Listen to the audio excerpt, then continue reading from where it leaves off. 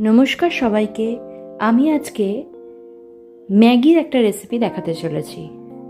তার জন্য গরম জল করে নিলাম আর তার মধ্যে ম্যাগিটা সেদ্ধ করে নিচ্ছি। ফার্স্টে ম্যাগি সেদ্ধ হয়ে যাওয়ার পর জলটা ফেলে দিয়ে ম্যাগিটা জাস্ট জল ঝরার জন্য রেখে দিলাম ছাঁকনিতে।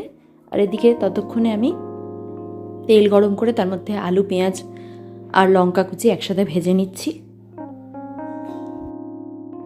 ভাজা হয়ে গেলে নুন অ্যাড করছি স্বাদ মতন। ম্যাগি আমার বর খুব একটা পছন্দ না করলেও টপরেমন বাড়িতে না থাকায় তাই ভাবলাম ম্যাগি দিয়ে এমন একটা কিছু বানাই যেটা ওর খেতে ভালো লাগবে। এবার আমি আলু আর পেঁয়াজের মিশ্রণের সাথে ম্যাগিটা মিশিয়ে নিচ্ছি আর ভেজে নিচ্ছি। আর ভাজা ভাজা হয়ে গেলে এবার আমি ম্যাগি যে মশলাটা রয়েছে সেটা এবার এর মধ্যে অ্যাড করে দিলাম, দিয়ে ভালো করে সেটাকে নেড়ে নিচ্ছি।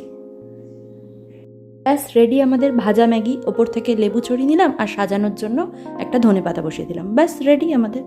আপনারাও এটা করে দিন, বাচ্চাদের খুব পছন্দ হবে। আমার বরের তো দারুণ লেগেছিল। ম্যাগি পছন্দ না করলেও এই খাবারটা ওর ভালোই লেগেছে। আর আমার চ্যানেলের পাশে থাকুন, লাইক, শেয়ার অ্যান্ড সাবস্ক্রাইব করতে ভুলবেন না। ধন্যবাদ।